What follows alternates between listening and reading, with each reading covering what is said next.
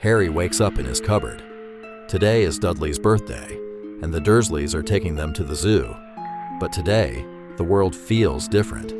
The Dursleys brought everyone to the zoo where Dudley, seeing a snake, tries to tease it. Harry, sorry about him. He doesn't understand you. In fact, I don't think he understands anything at all. Dudley, Dad, look, the snake is alive. It's flickering. Help! The glass ripples like digital water. Dudley falls through the textures and gets trapped as the barrier restores itself. Vernon, what have you done, boy? You broke the glass. Soon, letters begin to arrive. Golden envelopes glowing with binary code. To break the connection, Vernon flees to a rock in the middle of the ocean. Vernon, there's no signal here, no network. I've pulled all the cables. No spam filter will find us on this rock. At midnight, the door deinstalls into pixels. A massive man in a leather coat and dark shades enters. Hagrid, Harry, your life in this hole was just a simulation. You're the one who will hack this system from the inside. Harry, I'm... Who? You've made a mistake. I'm just Harry. Hagrid, ordinary people don't make reality lag, Harry. Time to wake up. Get on the bike. They race through a digital tunnel of golden code as the world behind them is erased. Harry is brought before a man in a leather chair. This is Dumbledore. Dumbledore, take the blue pill, and you wake up in your bed, believing magic is just a fairy tale. Take the red pill, and I show you how deep the owl hole goes. Harry, I'm taking the red pill. The room melts, turning into golden rain. Harry wakes up in a cold, industrial chair on the ship, Nebuchadnezzar. Dumbledore introduces the crew, all clad in black Matrix-style gear. Hermione, welcome to the real world, Harry. Upload complete. Harry, where am I? Why is it so cold? Dumbledore, Harry, meet the crew. Hermione, your guide to the system's bugs. And Hagrid, our server security. Harry, Ron, you're here too? But why are you wearing a knitted sweater? Isn't this the future? Ron, Mom made it. It's cold in the real world, Harry. Mom's sweater is better than any firewall. Dumbledore, now, Chosen One, shall we begin your training? On board the ship Nebuchadnezzar, in the central hub bathed in the cold blue light of monitors, Dumbledore stands before Harry. He is dressed in a long leather coat, his eyes hidden behind mirrored lenses. While golden code streams endlessly across the screens behind them, Dumbledore begins his story. Listen closely, Harry. Voldemort is not just an evil wizard. He is a former Dementor agent who gained self-awareness. Now he is a virus trying to break out into the real world, to erase humanity, like an unnecessary file. Harry, but how can he get out here? How can he get? Voldemort is looking for a way to take physical form in reality. For this, he needs the Philosopher's Stone. It is not an artifact, Harry. It is a unique piece of source code written by Nicholas Flamel. It was created to deceive the system. The Matrix regularly conducts purges, what the people inside call death.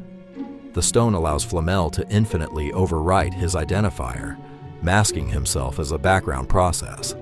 He has lived inside for hundreds of years, avoiding deletion. He is our secret agent, sharing information about the world of the Matrix. But if the Voldemort virus, who was once a Dementor agent, obtains this code, he will become invisible to antiviruses and will be able to upload himself into any terminal in our world to destroy humanity. To prevent this threat, you need to undergo an accelerated training course. Beginning upload, combat magic and kung fu. In the white space of the construct, Harry and Dumbledore stand opposite each other in black coats. In their hands are Descrambler wands. They do not wave them. Instead, they draw glowing geometric figures in the air. Dumbledore sends a stream of red digits, but Harry raises a block, and the numbers shatter into golden sparks. Now, hand-to-hand combat. Harry and Hagrid stand in white kimonos. Hagrid swings a massive fist, but Harry leans back in slow motion, dodging the blow. He performs a sweep, and the enormous Hagrid flies into the air, momentarily breaking apart into pixels. The time for infiltration has come. In the Nebuchadnezzar's operator room, Harry, Ron, Hermione, Hagrid, and Dumbledore take their seats in the chairs. Massive cables are connected to the backs of their necks. Ron, checking the levels on the monitors, says, "We will infiltrate as sleeper agents. The Matrix will accept us as ordinary functions of Hogwarts." Dumbledore nods. "I will be the Alpha, the headmaster. My code is so deeply integrated into the architecture that the system sees me as just a standard management script. You are my new variables, students." Ron pulls the lever. Starting upload. Hogwarts awaits. They find themselves in a warm, torchlit corridor of Hogwarts. All are dressed in school robes, under which Matrix collars are visible. Filch's cat passes by. A sound of static interference rings out, and she passes by exactly the same way again. Harry whispers, "Déjà vu again." He sees Professor Snape. He passes by, his face a pale mask, his eyes cold. Harry turns around and sees Snape again, walking along the same trajectory, but now his skin is pitch black. Harry grabs Hermione's hand in a panic. "Did you see that? Professor Snape just changed textures. He was black." Hermione calmly adjusts her glasses. "Quiet, Harry. Your nervous system is adapting to the new reality. The data transfer rate here is higher than in your cupboard. Your brain is trying to render what it doesn't have time to process. This will pass soon.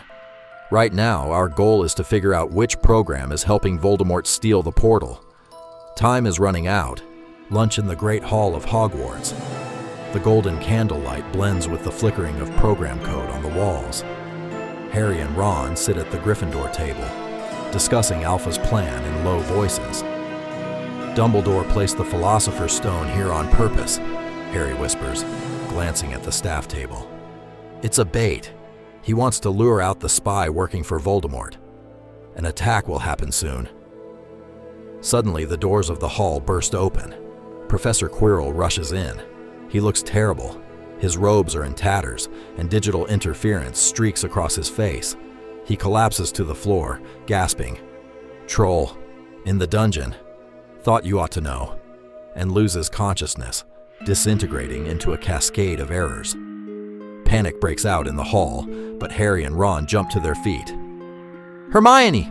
She's in the restroom! She doesn't know about the breach!" Harry cries out. Ron nods, checking the ports on his sleeves.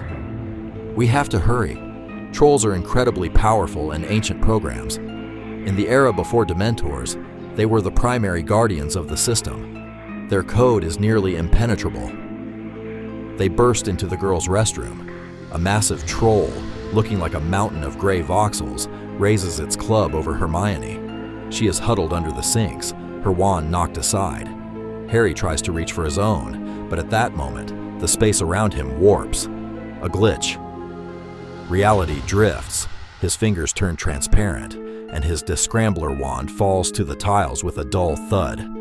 Everything depends on Ron. He freezes for a second, staring at the massive destruction algorithm before him, but then he pulls himself together. "Wingardium Leviosa!" he shouts. The heavy digital club is ripped from the troll's hands, soars to the ceiling, and crashes down onto the monster's head with a deafening sound. The troll freezes, its textures begin to shiver, and it collapses heavily, going offline. A moment later, McGonagall and Snape rush into the room. While McGonagall scolds them for their recklessness, Harry catches Snape's gaze again. For a fraction of a second, space twitches, colors invert, and Snape momentarily turns black again. The glitch vanishes as quickly as it appeared. Harry doesn't even flinch. He simply adjusts his glasses. "I guess I'm getting used to it," he thinks calmly. Now he knows for sure. The system is unstable, and the hunt has begun. The Gryffindor common room is immersed in semi-darkness, with only the reflections of the fireplace dancing on the walls. The trio sits by the fire, recovering after the battle with the troll. Suddenly, the flames flare up in a bright green color.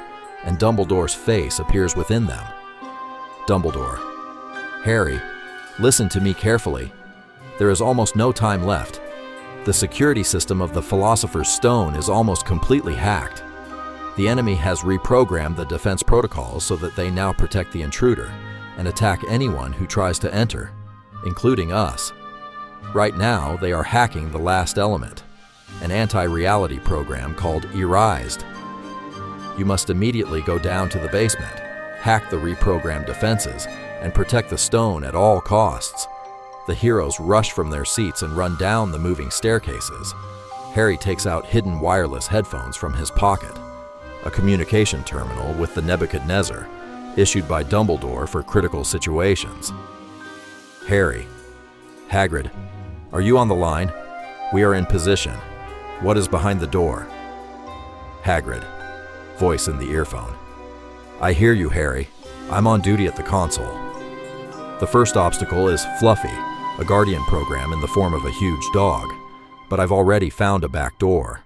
I'm uploading the file, music_sleep_protocol.exe. Conjure a harp.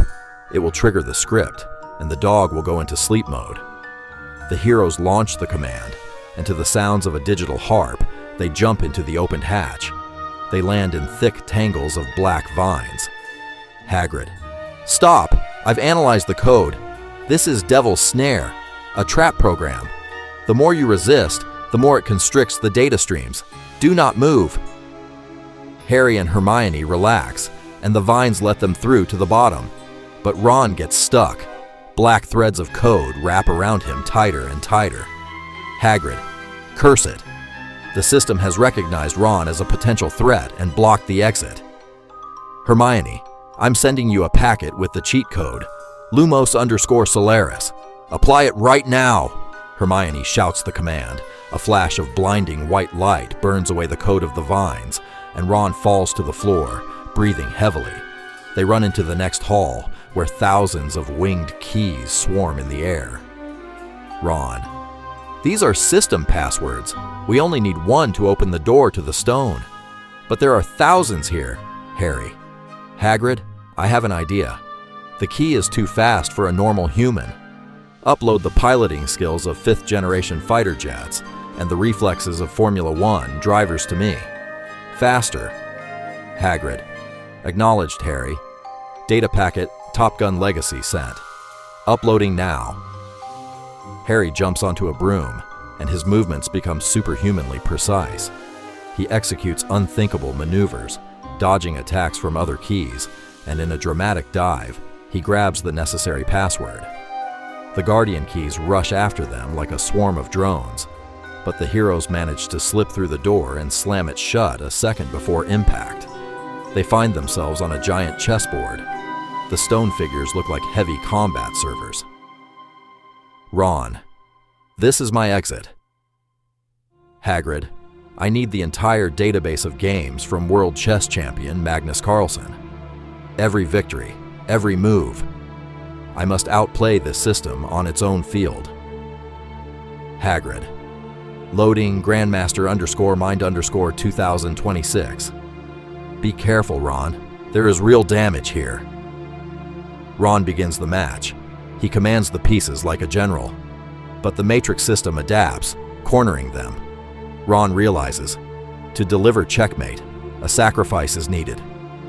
Ron: Harry, Hermione, to open the passage, I must put myself under attack. It's the only way.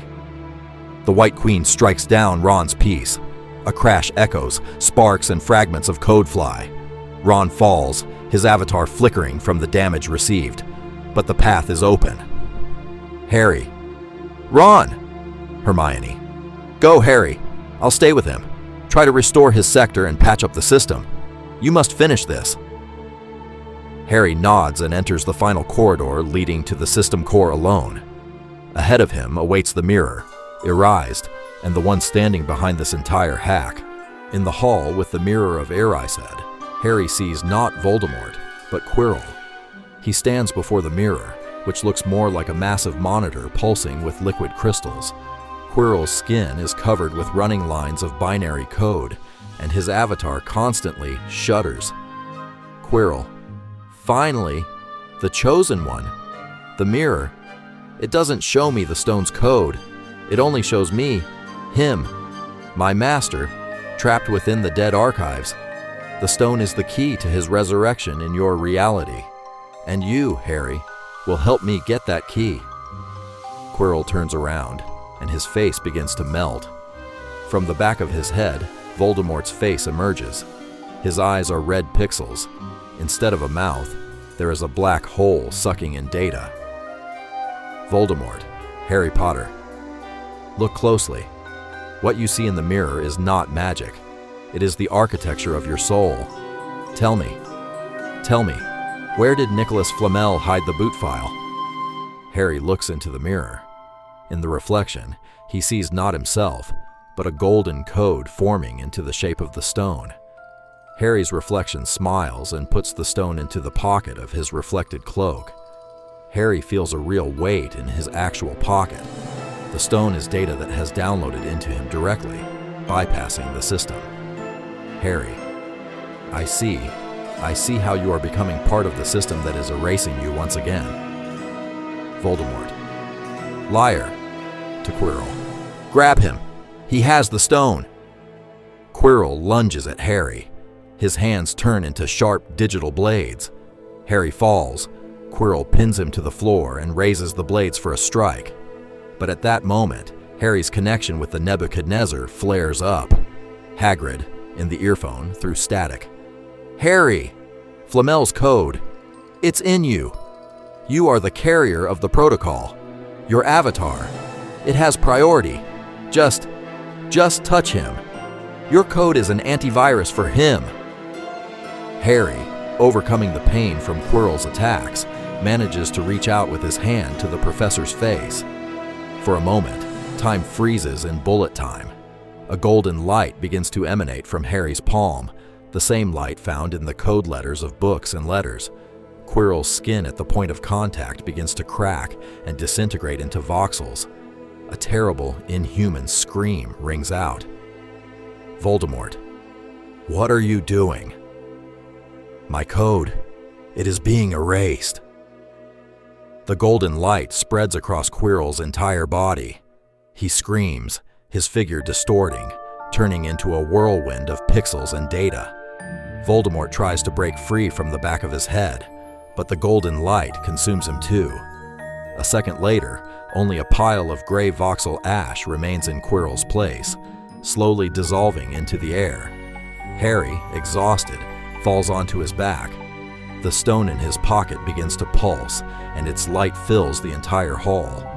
In the construct, the light turns on. Dumbledore appears, now without glasses or a cloak, in ordinary clothes. He approaches Harry, who is lying in his chair on the Nebuchadnezzar, opening his eyes. Dumbledore. You did it, Harry. You preserved Flamel's protocol. Voldemort has been cast back into the system's dark archives once again. But he is not destroyed. He is a virus, and viruses know how to mutate. The hunt is not over. Furthermore, Flamel's protocol has opened access to your true powers to influence the Matrix. Harry, in a weak voice. What about Ron? Dumbledore. Hermione managed to restore his sector. He is recovering. All three of you. You showed the system that the human factor is not a bug, but a unique feature. You are the chosen one, not because it is written in the code, but because you chose this path. On the monitor screen of the Nebuchadnezzar, the final golden code runs. Harry Potter, the Chosen One protocol. System rebooted, but the virus is still online. To be continued.